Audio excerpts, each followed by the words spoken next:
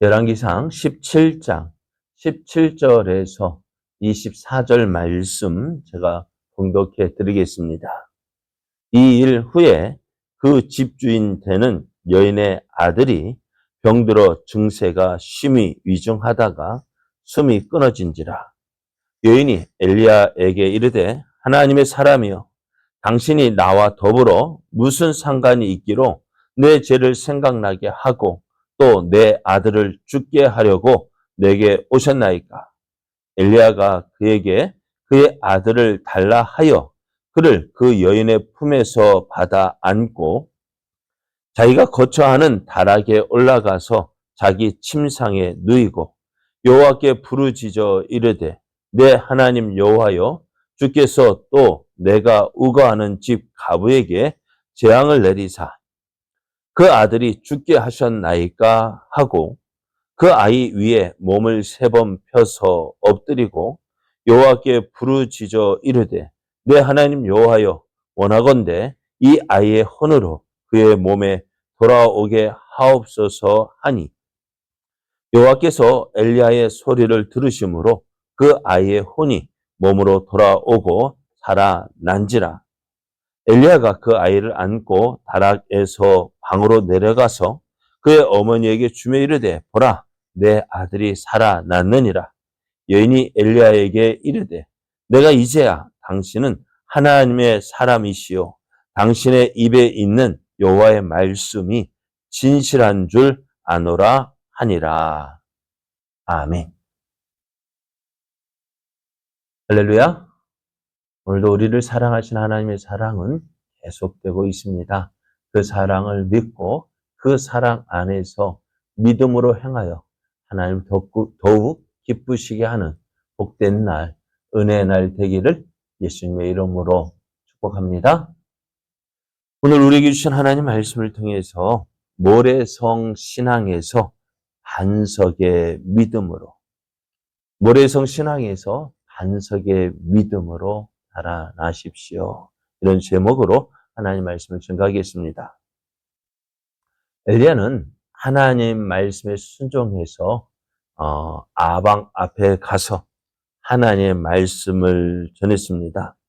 내가 섬기는 이스라엘 하나님 여호와께서 살아계심을 두고 맹세하노니 내 말이 없으면 수년 동안 비도 이슬도 있지 아니하리라 했습니다. 그리고 하나님 말씀에 순종해서 그리 시냇가에 숨었고요. 그곳에서 이제 까마귀가 가져다 주는 떡과 고기를 먹었는데요. 근데 그리 시냇가가 점점 말랐습니다. 이제 물이 흐르지 않습니다. 하나님은 이 사실을 보면서 야, 큰일 났다 라는 생각도 들어야 되겠지만은 엘리야는 하나님께서 말씀하신 대로 이 이스라엘에 하나님의 말씀하신 대로 물을 내리지 않게 하셨구나 하는 사실을 깨닫게 됩니다. 또 하나님은 다시 엘리야에게 말씀하셔서 너는 시돈 땅 사르밧에 있는 사르밧 마을로 가서 이 가뭄을 피하라고 말씀합니다. 하나님은 엘리야가 사르밧에 가면은 그곳의 가부에 명령하여서 엘리야에게 음식을 주게 하셨다 했습니다. 엘리야는 이 말씀을 듣고 시돈 땅 사르밧으로 갑니다. 그곳에 도착했을 때 한 여인을 봤는데요. 그 여인은 길에서 이제 나뭇가지를 줍고 있었습니다. 엘리야는 여인에게 먼저 물을 요구합니다. 마실 물 좀 달라 했는데 여인이 그 말을 듣고 어떻게 해요? 예, 그러겠습니다 하고 가지러 가는 거예요. 근데 그 가는 여인을 다시 불렀습니다. 그리고 가서 물을 가지고 올 때 무엇도 가지고 오라고요? 떡 한 조각도 가지고 오라 했습니다. 근데 여인에게는요, 지금 통에 가루 한 움큼과 병에 기름 조금밖에 없었어요.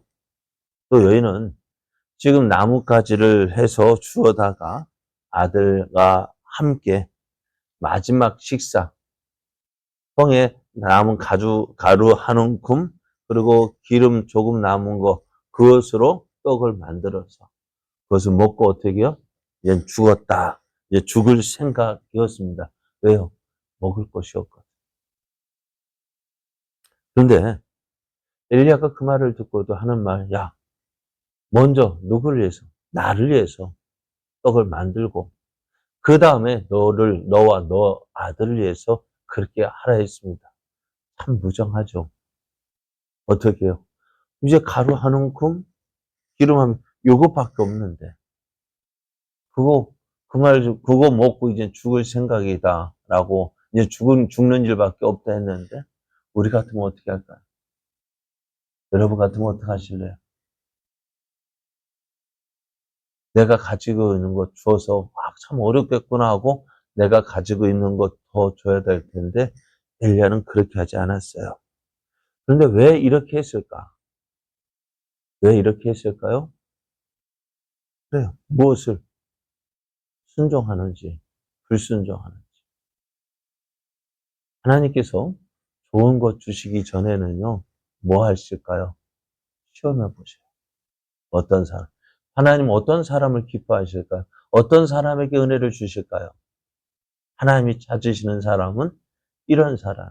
어떤 사람. 어떤 말씀이든지 하나님 말씀에 순종하는 사람. 그러니까 하나님도 다윗에게도 무엇을 원하셨어요? 순종을 원하셨고 솔로몬에게도 순종을 원하셨고 여로보암에게도 순종을 원하셨고 하나님 말씀 듣고 순종하는 사람을 찾고 계셔요. 그런데 어때요? 솔로몬도 순종하지 않았고 여로보암도 순종하지 않았고 순종하지 않으니까 어때요? 계속해서 하나님 어떤 사람? 순종하는 사람을 찾아 다니시는. 오늘 엘리야도 그러했습니다. 아방에 가서 하나님 말씀 전할 예하고 순종했더니 하나님께서 그를 지켜주셨고 또 오늘 오늘 이곳에 와 사르밧에 가라 할 때 예하고 왔을 때 하나님 어떻게 해요? 엘리야에게 필요한 모든 것 제공하셨어요. 또 오늘 사르밧 가부에게도 무엇을 요구하셔요? 순종을 요구하셔요. 근데 그 순종은요, 어떤 순종이요? 내 생각대로, 내 고집대로 하는 순종이 아니에요. 무엇이에요? 하나님 말씀 앞에 순종하는 거예요. 하나님 말씀에 순종하는 사람에게 복을 주시고, 그 필요한 모든 것들을 더해 주시는데요. 그런데 오늘 우리가 은혜를 누리지 못하는 이유가 뭘까요?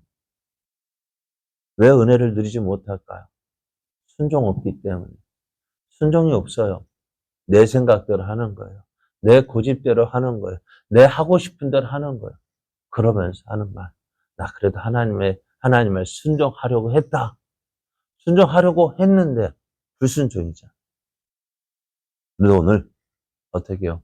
마지막 남은 가루 한 움큼 조금밖에 없는 그 기름. 그것을 어떻게 해요?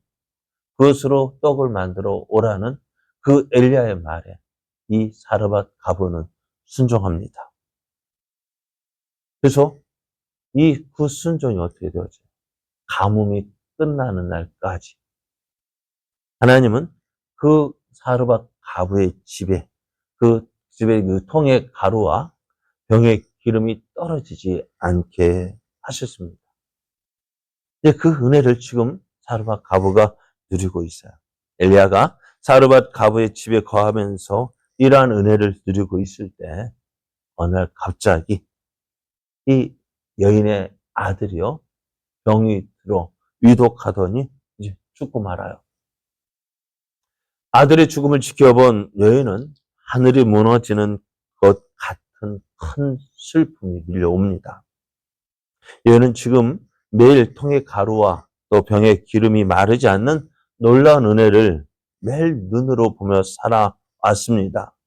그런데 지금 자신의 아들이 죽어가는 것을 볼 때 지금 누리고 있는 그 하나님의 은혜가 보일까요? 안 보일까요? 내가 하나님 은혜 가운데 있었지. 보일까요? 안 보일까요? 안 보이는 거예요. 이미 순종의 믿음을 가지고 있었지만 죽음의 문제 앞에서는 흔들리지 않는 그 믿음까지 이르지 못했습니다. 여인은 엘리야에게 찾아가서 왜 나에게 찾아와서 하필이면 나에게 찾아와서 내 죄를 생각나게 하고 또 이 아들을 주게 했느냐고 따집니다. 우리도 고난을 받을 때면은요, 힘든 일이 닥쳐오면은요, 지금까지 하나님께서 주신 은혜, 그 누리고 있는 은혜를 기억하기보다는 어떻게 해요? 그 은혜를 잊고 엉망의 자리에 서기가 쉽습니다. 출애굽한 이스라엘 백성이 광야 길을 걸을 때 조금 힘들고 어렵고 먹을 것이 떨어지고 마실 물이 떨어지고 힘들고 어렵게 되면은 어땠어요? 아, 하나님께서 우리와 함께 하시지. 하나님께서 우리를 도우시지. 하나님께서 이 문제를 해결해 주실 것이야. 라는 믿음보다는 무슨 말부터 나왔을까요? 믿음의 말보다는 원망과 불평의 말을 더 많이 했어요. 우리는 그것을 보면서 어떻게 그럴 수 있느냐 했지만은요. 정작 우리에게도 그런 일이 닥쳐오면은 어떻게 해요? 하나님을 믿고 하나님을 바라고 하나님을 소망하기보다는 원망과 불평의 말을 먼저 합니다. 하나는 하나님을 바라보던 하나님만 바라보던 우리의 믿음을 흔들어 놓습니다. 그러니 고난은요. 우리의 믿음이 어떠한지를 적나라하게 드러나는 그 시금석이라 할 수 있어요. 고난. 우리의 믿음이 어떠한지 확인해 볼 수 있습니다. 그때 우리의 믿음이 드러납니다. 엘리야는 그 여인의 원망에 이제 변명하거나 맞서지 않았습니다. 대신 그 문제를 하나님께로 가지고 나갑니다. 엘리야는 죽은 아들을 여인의 품에서 받아 자기가 거처하는 다락방에 올라가서 자기 침상에 누이고 하나님께 부르짖습니다. 그러면서 아이 몸을 3번 펴서 엎드렸습니다. 이 모습은요, 하나님, 내 생명을 아이에게 불어넣겠다는, 자신의 생명을 아이에게 불어넣겠다는 필사적이고 간절한 기도이자 생명을 건 중보였습니다. 그렇게 엘리야가 하나님께 간절히 기도하자 하나님은 엘리야의 기도를 들으셨습니다. 숨을 쉬지 않았던 아이가 숨을 쉬었습니다. 엘리야는 아이를 안고 다락에서 이제 방으로 내려가 그의 어머니에게 주며 내 아들이 살았다라고 합니다. 살아난 아이를 아는 여인은 엘리야에게 이렇게 고백을 합니다. 24절을 보면은 내가 이제야 당신은 하나님의 사람이시요 당신의 입에 있는 여호와의 말씀이 진실한 줄 아노라 했습니다. 그렇습니다. 여인은 지금 그녀 앞에서 일어난 일을 보고 더 이상 뭐라고 할 수가 없었습니다. 이런 일은 살아계신 하나님이 아니면 할 수 없는 일이기 때문입니다. 이뿐 아니라 이 일을 행한 엘리야가 하나님의 사람임을 확인할 수 있었습니다. 오늘 여인에게서 일어난 일은 지금 여인이 누리고 있는 하나님의 은혜를 빼앗아 가기 위해 일어난 일이 아닙니다. 대신 하나님은 이 아픔마저도 믿음을 더욱 깊게 하시는 도구로 사용하십니다. 오히려 하나님을 향한 그녀의 믿음이 훨씬 더 견고한 반석 위에 세우기 위한 하나님의 거룩한 작정이었습니다. 가루와 기름이 마르지 않는 기적은 하나님께서 우리의 필요를 채워주시는 분이심을 보여주십니다. 그러나 죽은 아들이 살아난 사건은요, 하나님께서 생명까지도 주관하시는 분이심을 보여주고 있습니다. 그래서 여인은 단순히 기적을 경험한 사람이 아니라 하나님의 말씀이 참되다는 사실을 확인하는 사람으로 변화가 되었습니다. 사르밧 과부는 이미 순종의 믿음을 가지고 있었습니다. 그러나 아들의 죽음과 회복을 경험하면서 그 믿음이 더욱 깊고 견고한 믿음으로 자라납니다. 오늘 우리는 지금 하나님의 은혜를 누리고 있는 것으로 만족해서는 안 돼요. 우리의 믿음이 더 큰 믿음으로 자라나야 합니다. 그러기 위해서 때로는 고난도 주실 수 있어요. 힘든 일도 주실 수 있습니다. 그 일을 만날 때 우리는 원망과 불평이 아니라 그 문제를 가지고 하나님 앞으로 나아가야 합니다. 그래야 할 때 우리의 믿음이 더욱더 자라게 됩니다. 이제 그녀는 단순히 하나님이 복을 주시는 분이라는 사실만 아는 사람이 아니라 하나님의 말씀이 진실하다는 사실을 확신하는 사람이 되었습니다. 이것이 모래성 신앙의 믿음이 반석의 믿음으로 변화되는 모습입니다. 이 일은 무엇을 통해서요? 고난을 통해서 이루어질 수 있는 것입니다. 하나님은 오늘을 사는 저와 여러분도 하나님의 은혜를 풍성히 누리며 살기를 원하십니다.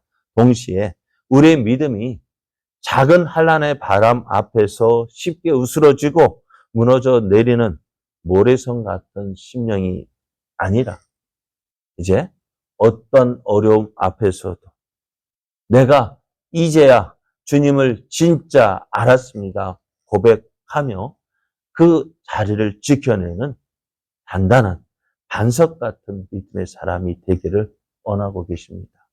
오늘 이 하나님을 바라보면서 내가 선 이 자리에서 어떠한 일이 와도 무슨 일이 닥쳐도 나는 하나님 믿고 의지하는 믿음의 사람이 되기를 원하고 또 그러한 믿음이 되어지도록 하나님 내게 은혜 더해달라고 기도하며 나아가는, 그래서 하나님이 기뻐하시는 모래성 같은 믿음이 아니라 반석 같은 믿음이 되는 반석의 반석 같은 믿음의 사람이 되어지는 그러한 저와 여러분이 되어지기를 예수님의 이름으로 축복합니다.